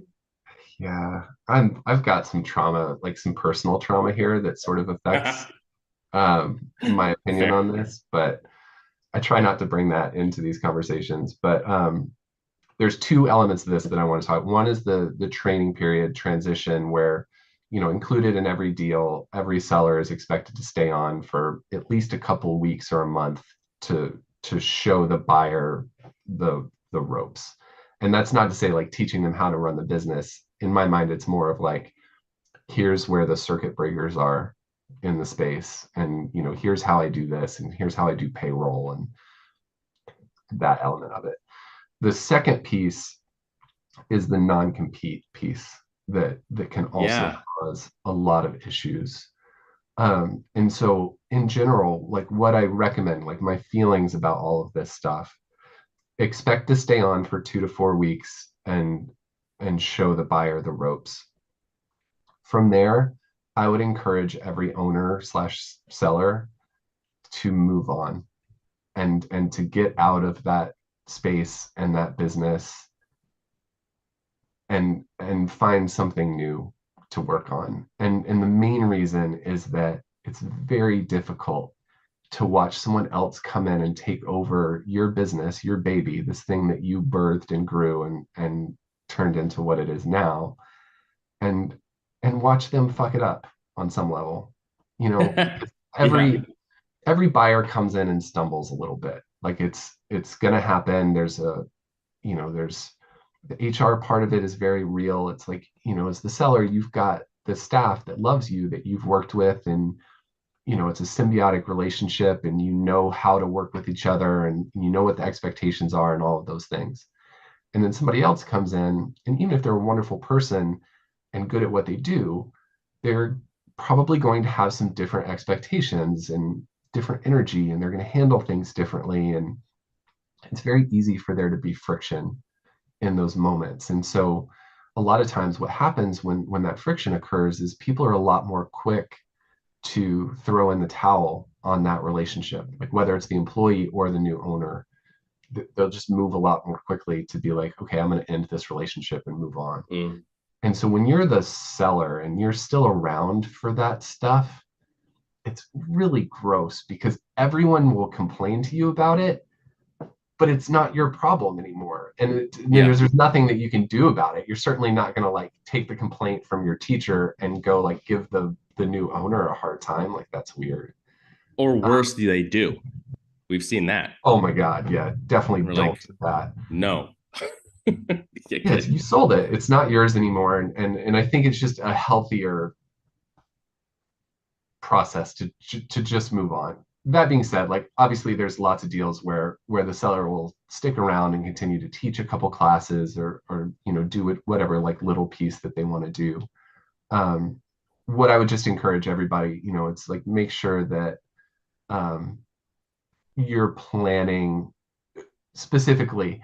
Sellers are usually really surprised when we start talking about non-competes that they'll be like, oh, well, I just want to keep doing teacher trainings, or I want to keep doing Yeah, retreats. And it's like, okay, well, that's all fine and good, but you can't market those services to the same clients that you literally just sold to somebody else. totally. Not okay. It's like a yoga teacher rolling in and stealing your client list and then marketing their private services or whatever. Like that's just, yeah. Yeah, it's the same thing. And so a lot of times sellers are like shocked and disappointed by that when I start talking to them about like, okay, well, what are you going to do next? You need to have a plan going into a sale about what you want to do next. And it needs to not compete with what you're doing right now. Do you think, is it that they have to have a plan of what they're going to do next, or is it more that they need to just have a plan for what they're not going to do, like what they're letting go of? That's The probably only a better reason I way of ask, saying it. Yeah. the only reason I ask is we've had it's rare, but it has happened where we've had a couple of businesses where they're hitting a peak, everything's in place, they're like in a really good sale position, so the conversation comes up, and at some point they go, the only reason I'm not going to sell is that I don't know what I would personally do next. And I'm like, yeah, but you said you're done with this business. Like, it's a weird thing. It's only happened a couple times, but I'm like, figure that shit out later. Just That's if true. I not, like the way you said it better. Yeah, and it's there's some personal I can relate to that too. It's a lot of times it takes being done with what you're doing to then open yourself up to the all of the possibilities that the universe is sure. presenting, right? Like you're finally no longer tethered to this specific space and town and city and um all of a sudden like you open up your view of what's possible and start realizing that like there's all these things that you've never thought of that are possible. So I like the way that you said that. It's probably more important just to know what they're not going to do What after that. about when you're talking non-competes? Because if I was buying any business, 100% I'm putting a non-compete in against and like I would be writing it with some very specific details just because of what I've seen, inclusive of this is a non-compete with like, you cannot market to the existing clientele of this. Like that list is part of what I'm buying. You don't get to take that with you. So in any case, but in reverse as well, once you get into the due diligence moment of I'm looking at your business to buy, should you be like, in my mind, it makes sense, but you would also put a non-compete for the purchaser. Is that something that happens? Is that common? Just from the That's idea that like, I have seen it where a sale starts, I look at your business, I blow up the sale, I go open up and compete with you, but now I know everything about your business. Like we've seen that. So yeah, and that's an awful situation. That's really it's that language is written into the NDA. And so it's you don't need a separate non-compete for the buyer. It's they've already signed it just to find out the details of what's for sale. But let's be real about this. This job has given me so much perspective and insight about lawsuits, unfortunately. The reality is that they're they're so expensive, without with and then a lot of times like without any sort of certainty that you'll win. right? And so you can spend years in a lawsuit, spend hundreds of thousands of dollars on an attorney and not win. Or you can even win, like win a judgment, and that person doesn't have any money. And so you can win the judgment and get nothing. Doesn't matter anyways. Yeah. And so, people break NDAs all the time. Let's be honest about that. Like if you have somebody sign an NDA and you think that they're not going to go tell someone that your studio is for sale, like Yeah. Unlikely. they're going to tell someone, and then that someone's going to tell someone. And so again, it's better to just not be afraid of that and to be the one who delivers the news. Um, but it's really difficult to pin someone on a non-compete type lawsuit. Like there's especially now, like, you know, different states are taking different approaches to this, but like some states are making them, at least in employment contracts, like making them illegal. Like that you Right. can't have a non-compete in an employment contract. That's different than a purchase agreement, but still, it's like it's a shitty situation, to be totally honest. Like non-competes create a lot of conflicts in these deals, and my understanding of them is that they are largely unenforceable. Right. I talked with Corey Sterling, yoga lawyer, and we talked about some of this stuff a little bit. But yeah, I know through our discussion, so he said the same thing. That like it's a very difficult thing to enforce on, anyways. But still, should be in there in the NDA or whatever. I guess that's not to say to be scared, but just I don't know. In the small business world, behind the scenes, there's a lot more drama than I think the average public thinks thinks there is, which is fun, I suppose. Um, Going back to the owner staying on, that transition moment as part of all of this as well. I agree, by the way. I coach too, like you need to like clean your hands of this and move on to something else. You don't have to be in a rush, but like it should be soon. Some owners are like, well, I'm going to add in, like I'll stay on and help them run the business for 6 months. And I'm like, no, that's a really bad idea. Could it be done in the modern world of Loom videos and good SOP task management systems and AI and whatever? Like, can this be done asynchronously? Is it theoretically, if I'm selling my business, can I do the walkthrough, do the breakdown, build out a training, like a training course for the buyer coming in and just be like, you get that and just leave? You can. In my opinion, that would be above and beyond, because I think usually when I think about the training period, it's more technical or logistical, and it's like I've got a Mm, plumbing issue. Like, who do you call? right. Where it's It's a like a pretty Rolodex question too. straightforward, yeah. As opposed to like if someone needs help, like a business coach, like with help Different. running their business, I'm going to refer them to you and not the Yeah, seller, different product. Yeah. right? It's just the seller's not the right person to help the buyer be a good business person. Yeah, I was thinking about it from the perspective of like even the walk, like it's just so it's not that hard to walk through your space and just be like, okay, like this is where this is. This is built like this. Just thinking about like selling our last studio, I took the buyers through and I took them on the roof and we went up into the mezzanines and I was like, this is the airflow direction of our hot room. And you need to know that because this damper here is electric. If the fucking power goes out, that'll close and the air does not circulate in there. So you got to turn this knob. Like it's like dumb shit like that. But I didn't actually need to show them that. That could have been a simple video or whatever, a troubleshooting guide. So I was thinking about it more from like, if you have this 2-3 year time frame that you're prepping for this, that's something you could maybe consider building, I suppose. Yeah, I would lump that in with like, one part of every deal is disclosures.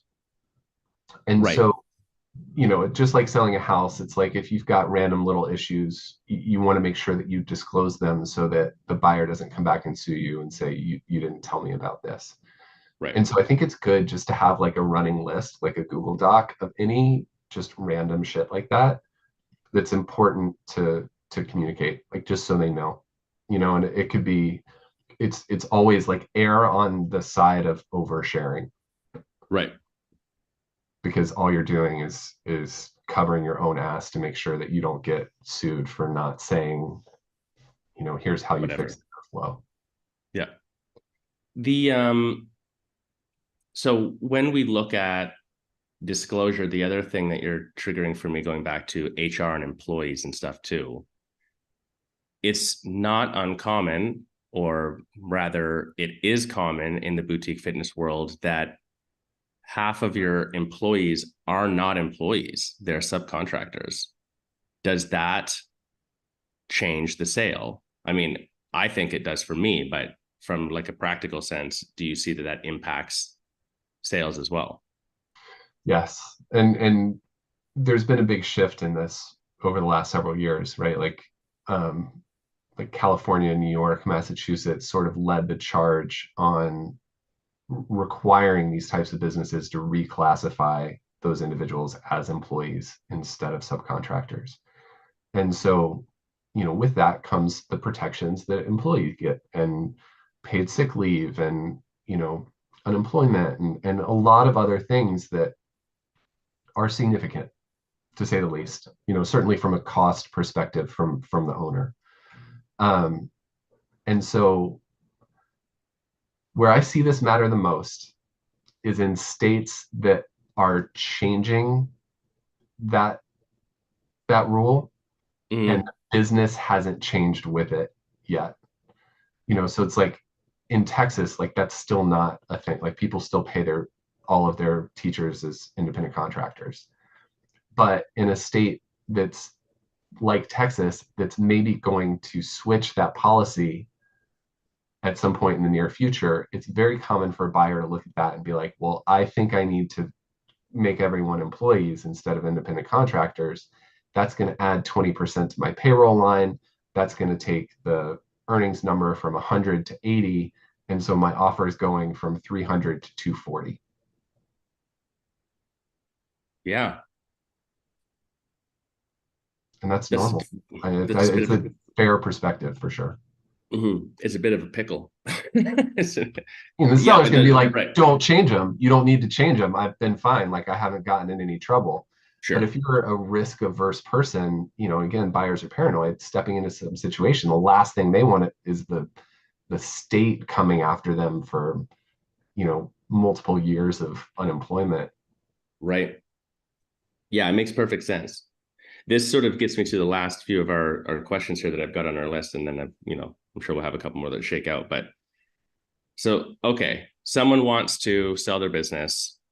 We've given some tips on like how they make it more valuable. In the end, it comes down to it's profit, it's EBITDA, it's recurring revenue, it's having a team, it's having the system in place that doesn't require you to operate. I don't think any of these are big surprises for people, but I think that they don't maybe realize how much weight they have. At that point, as a business broker now, I think it's a fascinating conversation because, I think, and admittedly, I had this attitude way back when a broker approached us to a business that we were helping sell. And we were like you said, even like, well, I don't need you. Like, why would I go with you? So to the person that says, I don't need your help, I don't need a broker, what do you say? Why would they hire you? Why do they hire a broker in general? What is sort of the broker facilitate for them from sort of a value standpoint? My honest answer to that is that I genuinely believe that you will make more money in the end working with me than not working with me. Good answer. And if I couldn't say that with a straight face, I wouldn't be doing what I'm doing. It's brokers usually take 10 to 12%. Like that's a very normal percentage for broker. Like I've heard people ask for 15. I think that's silly. Um, but when you get into bigger numbers, that percentage can come down a little bit. Like if we're talking about a 3, 4, $5 million deal, like I'm not gonna dig in my heels about 10%. Um, but it's more than a real estate agent always, because it's so much more complicated. The likelihood of selling is a lot lower. Um, and and there's so many things that can go sideways in these deals. That 10% difference that we get, it's so easy for me to point to so many things that I've done to save deals or to get a buyer more money. You know, it's like, I think we just did, we had one, and you know this person too, where we had two buyers and we ended up getting 30% over the asking price. Hmm. You know, and that's not something that most sellers would be able to manage on their own. You know, bringing two different buyers along all the way to the finish line, getting them both approved, you know, really feeling like they were equal and that they would both do a good job. Like that's a rare thing. And Right. then doing like a best and final situation and ended up getting 30% more. Well, and That's not the most common example. I think the more common example is just, you know, putting it out to the whole world. Again, going back to that, like, well, I know this one person who wants to buy it. Why would I use a broker? It's like, well, do you know how much leverage you would gain by getting a second offer? right. You don't know. Or You don't know when it comes to the negotiation with the landlord, and you don't know when it comes to convincing that buyer that they have what it needs, what it takes to be a good owner. You know, I've mentioned a lot that buyers are always paranoid. Sellers are always defensive. You know, it's like truth. having somebody come look through your underwear drawer is a metaphor that gets used a lot. It's like you're digging around in your personal finances, they're asking you pointed questions about why you do stuff, and sellers get defensive. They're like, I don't want that. That's not the right energy for a buyer. And so much of what we do is giving each side of the deal what they need energetically, emotionally, logistically, and then communicating what needs to be communicated to move the deal forward. I'm just taking a quote note on this too. So it's just so, yeah, it's just spot on. Buyers are always paranoid, sellers are always defensive. It's like someone going through your underwear drawer. It is. And I'm there for both. Uh, I've been both. I know you've been, it's like I get both yeah. sides of it. And so it's easy for me to empathize or sympathize with each party, and make sure that they feel heard. And most of the time, like that's what people need. Yeah. Well, and then that's what the broker is facilitating. I mean, there's the practical sense of you building the valuation and what like doing sort of the actual work part of what's necessary to get it together and knowing the process. I think that alone holds a lot of value. But to what you're saying too, with the two buyer situation or any another mutual friend of ours that I know you helped her sell her studio not that long ago. It's the idea that like you put out that this thing's for sale, and then in that moment that we're talking about, where like you still have to run your business, you can just be like, just talk to the broker. Like they don't, Yeah. yeah, you're delegating this task basically by hiring a broker. And it's a lot of work. It is, you know, Yeah, it's not like, hey, here's my P&Ls, make me an offer. right. That's not what it is. Yeah. And I'm actually just reminded. Owners try to do that all the time, but holy cow, is that ever not what it is? Yeah. I'm just It's, reminded of one that I honestly forgot. There was, but this is another mutual client. Had an offer for like 300,000, and was about to move forward with them.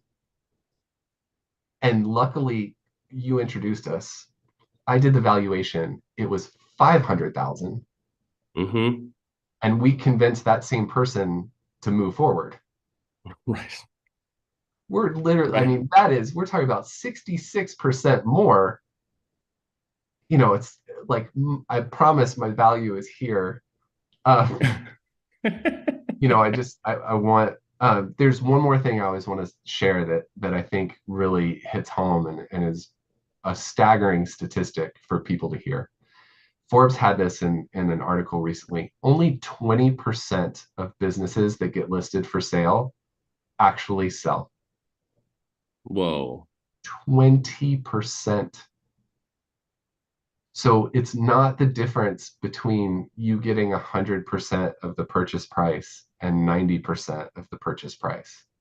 It's the difference between you getting 90% of the purchase price and zero. And zero. Yeah. What happens to the ones that don't sell? They just shut down? They keep Shut down. operating? Yeah. And you Yeah. can imagine a lot of those are people who, try and do it themselves or price it too high or, don't do the work that's necessary to do in the build up for something like that. But like Yeah. our success ratio is right around 2/3. So it's Really? infinitely better than that. And so, you know, that's the best case I can make for That's hiring. actually incredible. If 20%, 1/5, and then you're actually closing on 2/3, like that's massive. 66% versus 20. I mean, that's a huge differential. I mean, I think the value's there just purely from the fact that you're not the 10%, if that's like the going rate ish. I'm sure that changes over time too.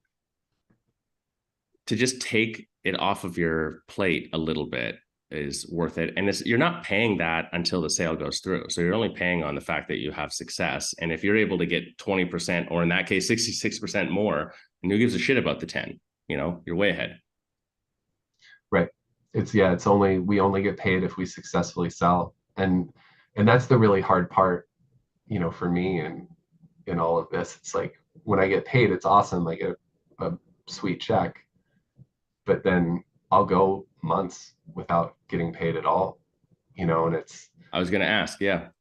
I mean, we usually we sort of max out at 20 listings at a time, and there's certainly seasonality to this too, where going into the holidays, not much happens around the holidays, Hmm. and so that's nice on one hand. It's like things slow down a little bit. I get to hang out with my family and maybe not work as hard. But if January, February, March rolls around and you haven't gotten a check in 3 or 4 months, you start to sweat a little bit. You You're get like, a little hungry. yeah. Right. Right. Fortunately, then it's that's usually the time of year that most people are listing. It's most common in February, March, April. Mm. I'm done this year, and I don't want to do this again. Yep. Usually coincides with taxes. Yeah. They're like, cool, we close that out. And now I don't want to pay into this stuff again. when Yeah. you One other question, industry level, that I actually I'm seeing this, and I was talking about on the last podcast actually. There seems to be a pretty big consolidation that's going on in a few industries, and boutique fitness included, where more and more, we mentioned earlier the franchise situation and how, Expo, you mentioned the Expo portfolio, like just the fact that we talk about it that commonly now, like these aren't franchises by themselves. They're actually Expo that owns, I don't know how many franchises now, 10 or something. So there's this consolidation of these small businesses. A lot of what I see on the socials and a lot of conversation is just around age bracket change, the number of small businesses that are going to come onto the market in the next 10 years of time. Like it's really extreme. Family-led businesses are not transferring from family down to family as they maybe would have historically. In the boutique fitness world, is that also what you're seeing, franchises aside? Is it still private buyer to buyer? Is that the most common, or are there these VCs out there looking to buy this stuff? Like, what's happening with that? I love the question. There are smaller private equity shops that are out there. Generally, I think they're looking to buy into franchises. Someone who owns several units in a particular franchise that likes the franchise and feels like they're good at it. It's easy to pick up more and fold them into your portfolio and find some labor cost savings, on a corporate level, having, marketing for 10 studios at once as opposed to one. But for independent studios, I don't see that nearly as much. I love it though. I love seeing those entrepreneurs who are trying to grow their own brand. And actually, I talked to somebody yesterday who is, it's really rare, but like you and I have talked about doing this ourselves Yeah. because we know everything that we know, and honestly, I see a huge opportunity in this lane. There are a lot of independent studios that could be rolled up into a brand very successfully. Yeah. You know, they've got the right structure, the right bones. There's a lot of similarities between, you know, hot yoga studios, to put a generic example out there. Um, and so I'm always really excited when I meet someone like that. And jumping back to the conversation about buyers, like how many buyers do I know? You know, I'm doing everything I can to meet everyone who would be a buyer, and those types of people. And so if anyone's listening to this and would think of themselves that way, like please reach out. I will add you to our email list, and you know, want to hang out and learn more about your goals.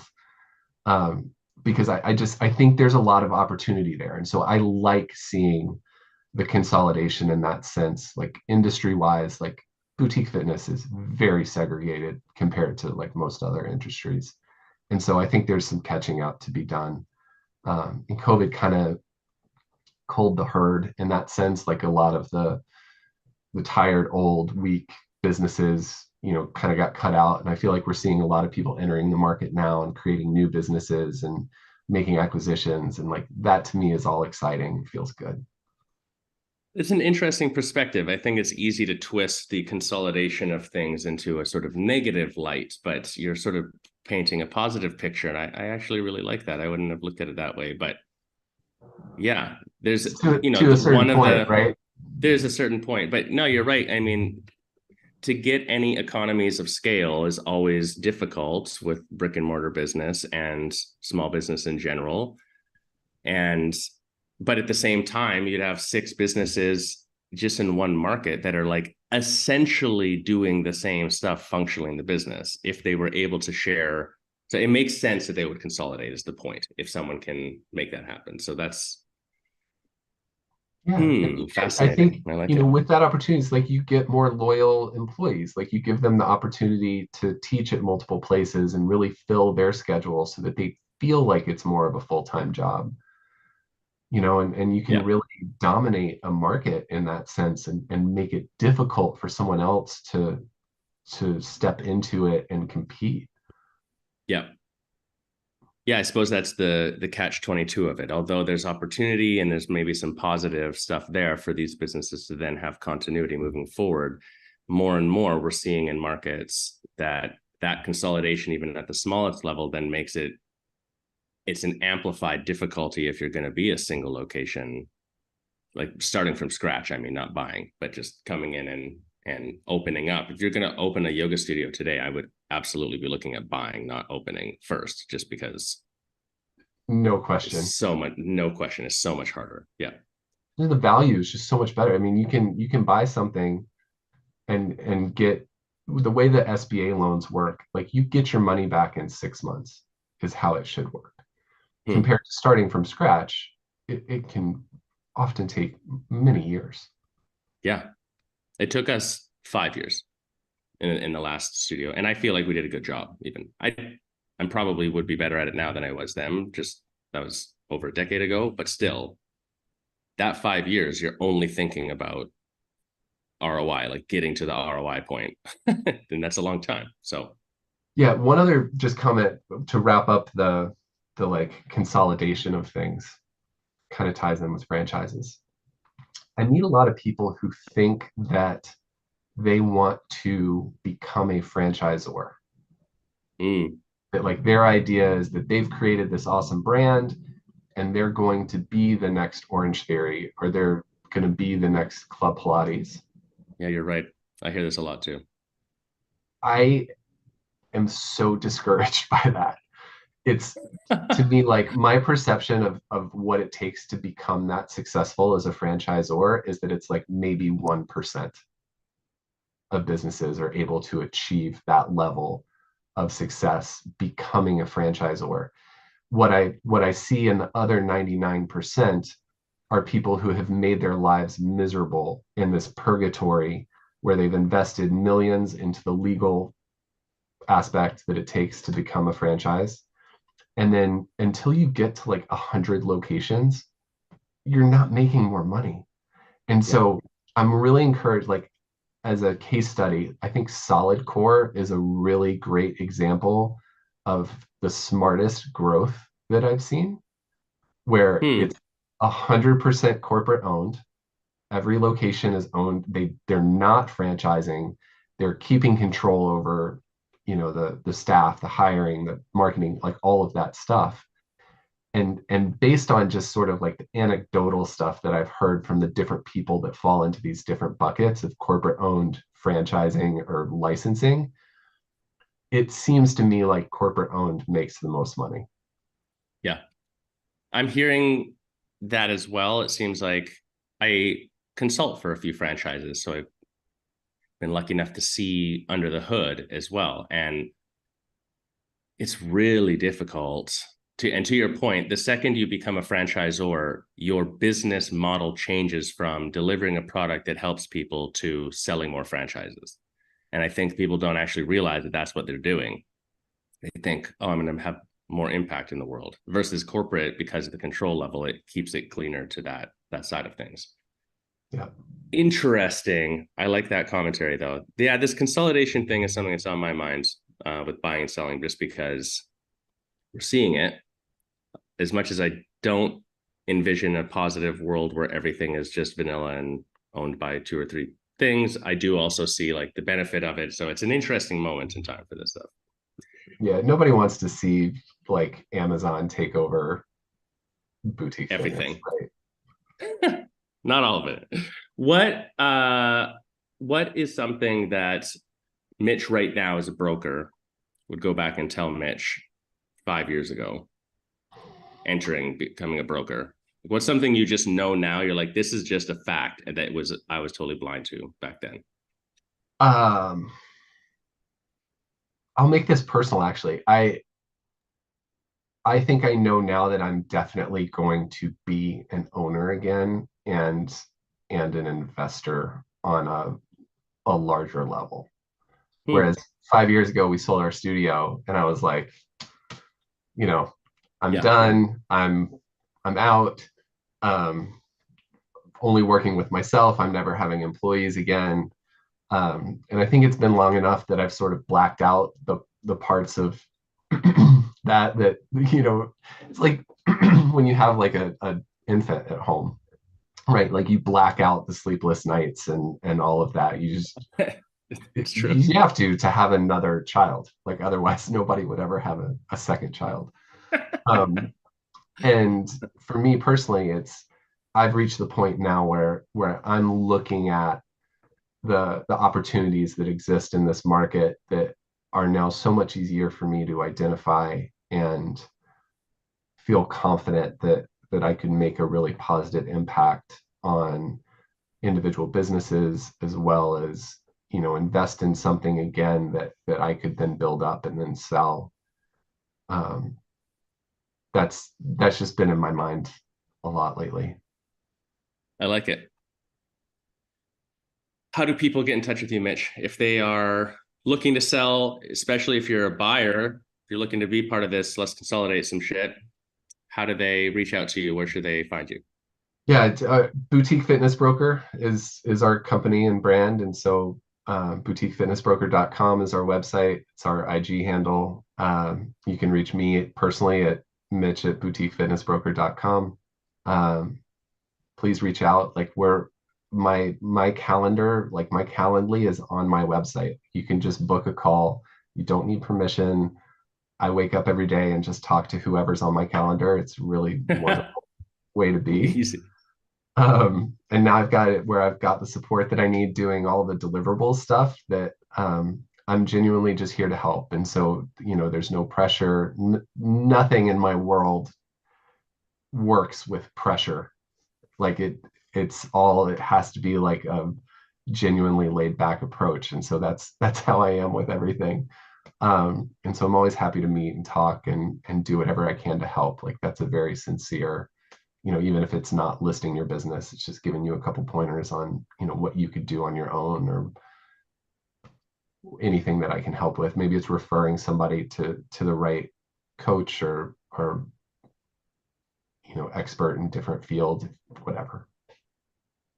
What's what is the vision for Boutique Fitness Broker and you moving forward? Where are you going with this? Like, are you going to develop more brokers? Is the team under you building up more? Like, where is that going personally in terms of being a broker? Yes, it's very much something that I'm looking to build up and teach. There's so many people that you and I know that have worked with who would be really good at this given their experience. And I would love to grow it and honestly get it to the point where, I can be like we talked about, where I'm extricated from the day to day. And so it's not on me and my hours and my availability to be successful financially. So that's my immediate goal. And then, sort of the tangential one from there is to then, spend my time sort of playing around more as like an investor. Yeah. Boutique Fitness Broker, the go-to place to sell your boutique fitness studio.